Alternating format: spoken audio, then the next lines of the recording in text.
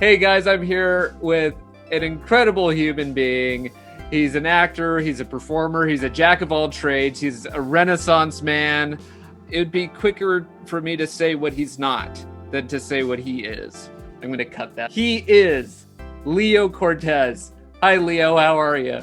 I'm doing great, Cameron. Thank you so much. This is one of the most enjoyable things I've had in a long time. So I'm going to ask you a few questions today. Is that okay with you? absolutely. Awesome. Leo, what was your favorite ride at Disneyland as a kid? Mr. Toad's Wild Ride has been the quintessential ride for me from the time I first rode it to today. It's the first ride I'll go on. It's the longest line. Actually, quite a joy going through that line as well. So What do you enjoy about waiting in line? I'm one of those talkers. I'm one of those people that will talk to you in line. Too happy to be there, and you shouldn't be ashamed to be able to talk.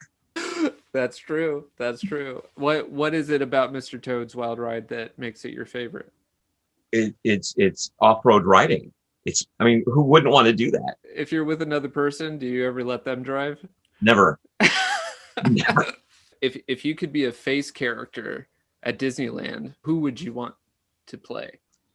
This will be kind of grotesque to think about, but I would love to do Peter Pan. The world's oldest Peter Pan at Disneyland.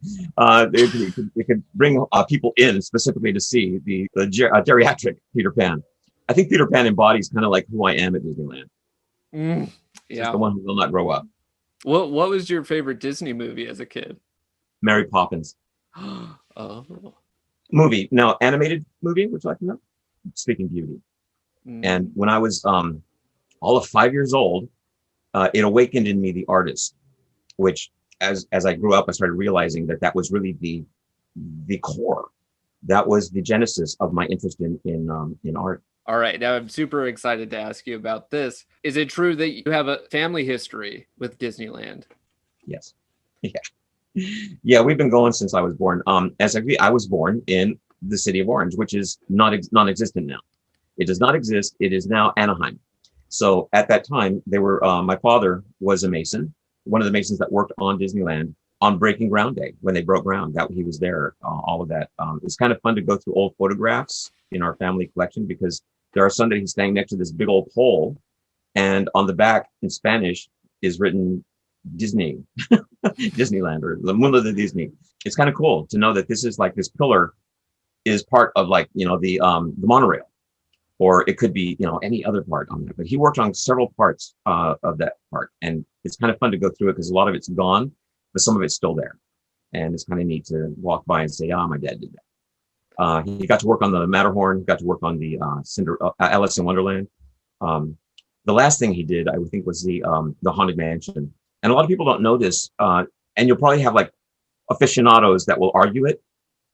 But in the Haunted Mansion, there is a ghost in a crypt putting bricks up, and he's like bricking himself into the crypt. So you see the hand with a trowel putting in the cement. And that was a tribute to all the masons that had worked on these projects to that date. And that was kind of cool to go through that and go, oh, that's my dad. And then it's kind of like lost its feature because they have so many other new things happening in the graveyard scene. But if you go through it, I think it's right before you get to the opera singer on your right side. There is the crypt in his hand with a trowel, breaking himself into the mansion. Some aficionados will say, no, that's not that, but oh my gosh, that's incredible. So when you walk around the park, admiring everything around you, is there a sense of ownership? Yes, there is. I think that goes for a lot of people who have been going there. I think a lot of people who go there feel that sense like they're part of the family. That's what makes it so emotional for a lot of people when they're there. You feel good and you don't want to feel bad. You're having a great day. Even people having a bad day, you feel good, and you try to help them find a way to feel good. For my birthday, and see, this is part of the Disney history for me too. Years ago, I met a couple in line for the Matterhorn, and they were wearing the little Minnie and Mickey wedding outfit. I started talking to them about, hey, did you get married? They go, yeah, we were married today. This is our honeymoon. Later that evening, I saw them again, and they saw me, and they go, Leo, hey, come on over. And we just hung out for the rest of the night. I was on their honeymoon. I went on their honeymoon with them. It was kind of weird, but fun. The following year, I'm there for New Year's, and I hear them calling me. I'm like looking around this park, and it's like, come on over here. We're just heading over to the Haunted Mansion. Come with us. But it was them, and we have been friends ever since. They call me to let me know when they're going to be there. I call them when I let them know when I'm going to be there. And if we're there on New Year's, which it's harder for them now because they have 3 children, one of them is just graduating college this year. But we used to get together on New Year's and do a gift exchange after a while. And we had friends that would join us after that. And it got to a point where we were like housing about 60 people that were there for the same thing. And we all knew each other from friends of friends. That's incredible. Biggest fan. How did your perception of Disneyland change from when you were a child to now being an adult? It has changed very little. Very little. My perception of the land hasn't changed. And the reason for that is for Walt Disney. Walt Disney is the one who set that up for me, really. His view of this is a place for everybody. And as long as you have a young heart and a young mind and a good imagination, it's never going to change. It will always be something that you will love to go to and experience. The events and the attractions will change. The intervention is going to make that happen. The creation of new things is what keeps me going back. I went back specifically because I heard the train makes a left turn. Who does that? Me, I do that.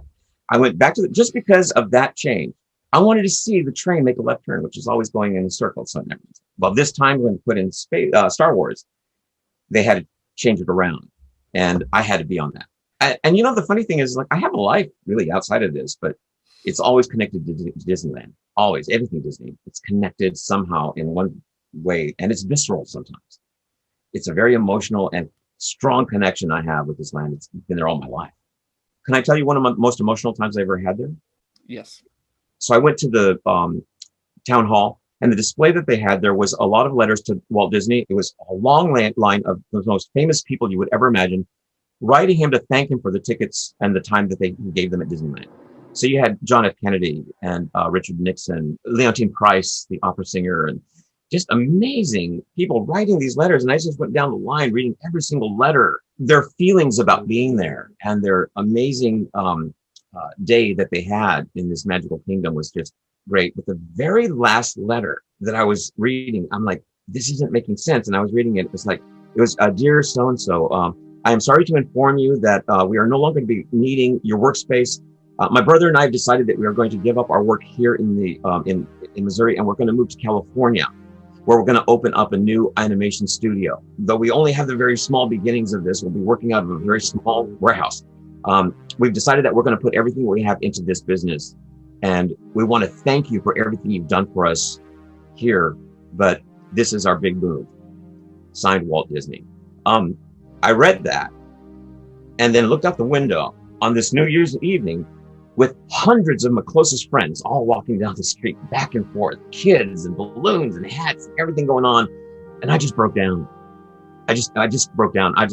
Everything that this letter was talking about was we're changing everything. We're going to risk this. And the risk turned into all these people having the most amazing time. Me being one of them. I just broke down, as I am. It's such an emotional element to know that this one man changed the life for everybody in this country. What would you say to someone who says that being so passionate about Disneyland is immature, or that you're not adult enough? I would say, yeah, isn't that great? Because then I get to experience the fullness of what Disneyland is. I get to experience everything that it was meant to do. I think that's pretty good. That's great. I wouldn't change anything in that. I will remain that child.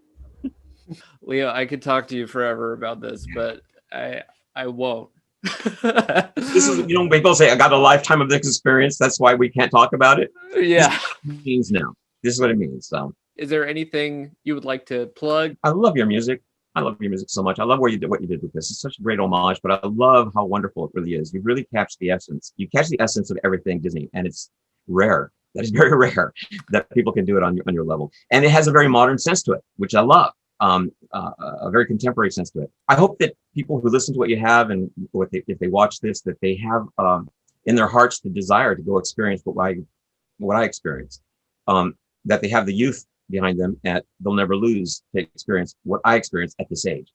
And I hope that when they go, they will have children at one time, and magic will be shared with everybody within their generation, because it's been working so far. Don't stop it now. I would say that much. Plug Disney. Gosh. You plugged Disney.